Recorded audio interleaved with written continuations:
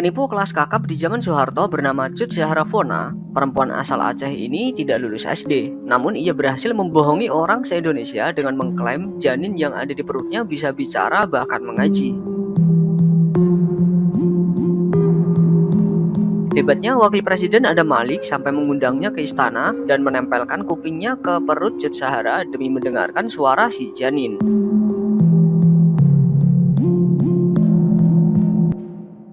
Bagaimana dengan kebohongan lainnya yang terjadi di Indonesia? Simak video selengkapnya. Indonesian-born Rudi Kurniawan went from being a respected collector of fine wines to a criminal. His magic cellar turned out to be his kitchen, where FBI agents found a drawer full of fake wine labels and foil wrappers used to cover corks. Rudi Kurniawan tertangkap basah setelah memecahkan rekor penjualan anggur di sebuah pelelangan di Los Angeles. Dia memalsukan minuman anggur langka yang hanya ada 5 edisi di tahun 2006. Journalist Peter Hellman was there. I went up to him and I said, "Hey Rudy, what was the story with these 22 lots of Ponceau that were withdrawn?" And he kind of shrugged his narrow little shoulders. He's a small guy and said, "Well, we try our best, but this is Burgundy and happens." Dalam vonisnya, Kurniawan diperintahkan untuk membayar 28,4 juta US dollar sebagai ganti rugi kepada 7 korban dan denda sebanyak 20 juta US dollar dalam bentuk properti. He was like the Gen X Great Gatsby. No one had ever spent that much money that fast. It was ruining the quiet little club that the old guys had. Can you please state your name for the record? Rudy Kurniawan. Fellow just kept coming up fake. Fake wine. I couldn't believe it. Some of the biggest CEOs of corporate America were duped by this guy. Can I refill and put the cork back? Pada 2014, Ustadz Guntur Bumi dibekuk polisi atas laporan penipuan oleh pasiennya. Dia dikenal sebagai pemilik padepokan pengobatan alternatif, namun banyak pasiennya yang merasa tertipu dengan pengobatan alternatif tersebut karena tidak berhasil sembuh meskipun harus membayar biaya yang sangat mahal dan terkait pelecehan seksual. Dipegang juga, tapi lebih ke bagian sensitif. Sensitif, tapi ada seksual intercourse? Iya, dia memasukkan alat kelaminnya. Itu. Dan aku lihat dia mau dibina sama MUI selama 6 bulan. Di situ terketuk hati saya untuk melapor. Karena ini sudah tidak bisa dibina lagi, tapi Bapak sudah harus dibinasakan gitu. Sepasang suami istri, Andika Surahman dan Anissa Desvitasari Hasibuan, pernah membuat heboh jagat maya. Pimpinan First Travel ini ditenggarai melakukan penipuan dengan tidak memberangkatkan 58.682 jamaah pergi umroh. Yang membuat warga heboh adalah dirinya kerap pamer kehidupan mewah di media sosial. Siti Nuraida Hasibuan, Anissa Hasibuan, dan Andika Surahman tiba di gedung Bareskrim Polri pada Kamis pagi. Mereka yang juga hadir di gedung yang sama meneriaki ketiga tersangka untuk meminta pertanggungjawaban.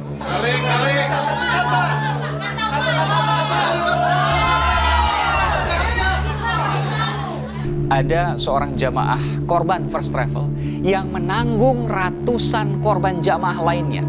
Saat ini melanjutkan hidup dengan berjualan makanan ala kadarnya seperti ini. Nasi kuning, nasi ulam, dan aneka makanan ringan.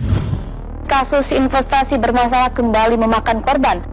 Bos perusahaan Cipaganti Adianto Setiabudi divonis 18 tahun penjara karena telah melakukan upaya penipuan terhadap 20.000 nasabahnya. Menurut majelis hakim, jajaran direksi Cipaganti mengumpulkan dana para nasabah untuk membesarkan perusahaannya. Ditambah lagi, tidak memiliki izin sebagai perusahaan penghimpun dana dari mitra.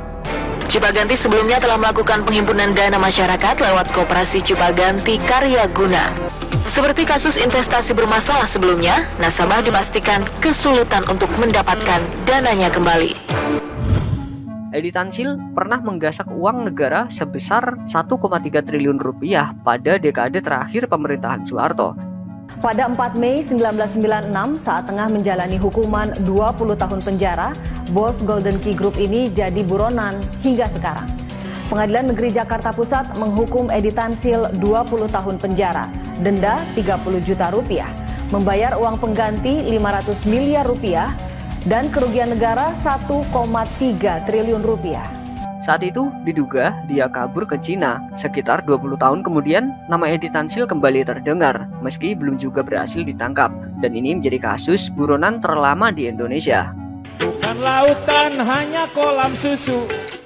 Edi Tansil kabur belum ketemu. Bapak jaksa bilang tidak tahu. Pak polisi juga bilang tidak tahu. Ketika zaman Presiden Soekarno, pasangan Idrus dan Markonah mengaku sebagai raja suku anak dalam di Jambi yang memimpin kerajaan bagian dari kekuasaan Sriwijaya. Mereka pun diundang ke Istana Negara dan dibiayai untuk berkeliling ke berbagai kota-kota di Jawa. Tetapi akhirnya diketahui kalau Idrus hanyalah seorang teman dari seorang tukang becak dan Markonah adalah wanita tunasusila. Dwi Hartanto, mahasiswa doktoral di Belanda, pernah disebut sebagai penerus Habibie terkait kejeniusan dan keahlian di bidang teknologi serta kedirgantaraan. Dia pernah diundang di forum yang dihadiri lebih dari 40 ilmuwan Indonesia. Kebohongan terbesarnya adalah mampu mengalahkan peneliti NASA, merancang satelit dan roket, mendapat beasiswa S2 serta lulusan Universitas Tokyo. Saya kurang lebih 7 tahun di sini.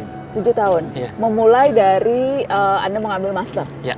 Mengambil master, PhD. Sekarang lagi postdoktoral di sini. Postdoktoral. Ya, asisten profesor. Sekarang asisten profesor. Mostly seputar domain riset saya di roket teknologi dan satellite development. Jadi seputaran bikin roket dan satelit. Membuat roket dan satelit. Ya. Mereka membiarkan seorang Indonesia, asisten profesor dari Indonesia untuk menangani proyek yang sangat penting dan strategis ini. Kalau Mas Dwi punya kesalahan, semoga orang-orang Indonesia maafkan semua. Negara-negara yang mana yang ditempati mau maafkan bahwa ada kesalahannya anak saya. Dimas Kanjeng taat pribadi sempat viral karena video penggandaan uangnya. Lagi-lagi, video pimpinan Padepokan Dimas Kanjeng taat pribadi keluarkan uang dari balik badannya beredar di sosial media.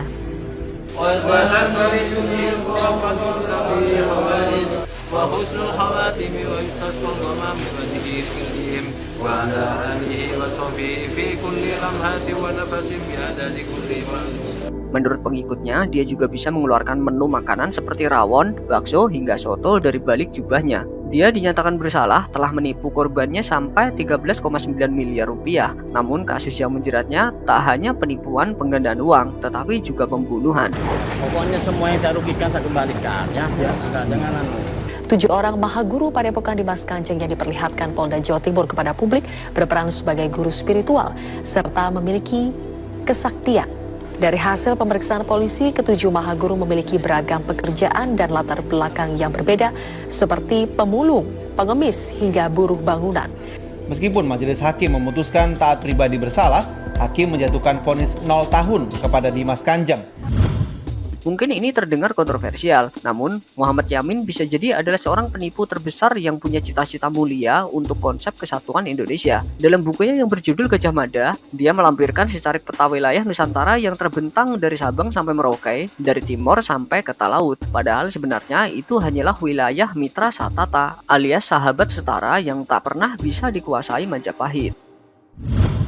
Keluarga pengusaha Akiditio bikin heboh satu negara karena sumbangan hibah 2 triliun rupiah untuk penanggulangan COVID-19 di Sumatera Selatan. Banyak orang berharap itu menjadi kenyataan, namun anak dari pengusaha Akiditio ini ditetapkan sebagai tersangka terkait kasus dugaan penipuan 2 triliun itu. Hasil klarifikasi dengan pihak Bank Mandiri, ternyata disampaikan bahwa saldo pada rekening Bilir Giro atas nama Heriadi tersebut tidak cukup saldonya, Mbak. Apakah bisa dijerat dengan pasal pidana, Pak Supriyadi? Kita bisa, nanti akan kita lihat, Mbak.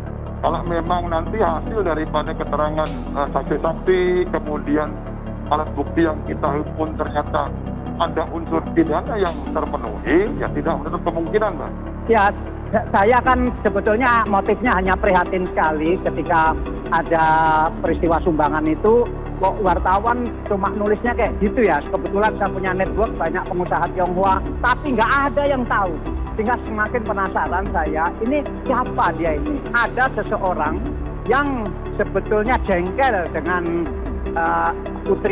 putri bungsunya Pak Aki ini. Kini giliran seorang penjaga makam Aki Ditio bernama Sulaiman yang angkat bicara. Sulaiman menceritakan sudah menjaga makam Aki Ditio sejak 2009 saat ayah Herianti itu meninggal dunia. Upah menjaga dan merawat makam itu senilai 2,5 juta rupiah selama 1 tahun. Tetapi uang itu tak kunjung dibayarkan oleh Herianti sejak 2020 tanpa alasan yang jelas. Sulaiman hanya dijanjikan upahnya akan segera dibayarkan. Ternyata drama belum selesai. Saya pikir drama sudah selesai ketika dijadikan tersangka, ternyata belum. Foto Ratna Sarumpait dengan muka yang bengkak berhasil menipu warga Indonesia di media sosial. Bahkan tokoh sekelas Amin Rais dan Prabowo Subianto dengan mudah ditipu dan malah membenarkan kabar bahwa luka itu disebabkan dibanting oleh orang yang tidak dikenal. Padahal itu adalah hasil sedot lemak di sebuah rumah sakit bedah plastik. Bahwa telah terjadi aksi kekerasan, penganiayaan atau pukulan yang sangat kejam terhadap ibu Ratna Sarumpait. Saksi Said Iqbal datang ke rumah terdakwa. Setelah bertemu dengan terdakwa sambil menangis, terdakwa mengatakan kakak dianiaya dan menceritakan kronologis penganiayaan yang dialami terdakwa dengan menunjukkan foto wajah lebam dan bengkak di handphone milik terdakwa. Itu sebuah perbuatan yang salah. Dan saya tidak punya jawaban bagaimana mengatasi kebohongan kecuali mengakui. Aku juga meminta maaf pada semua pihak. Kali ini saya pencipta hoax terbaik ternyata. Salman Nuryanto merupakan pimpinan KSP Pandawa Group, yaitu usaha investasi yang menjanjikan bunga 10% setiap bulan kepada setiap investor. Namun Salman diduga telah melarikan dana 2.900 nasabahnya. Nilai kerugian dari investor para korban pun mencapai sekitar 3 triliun rupiah.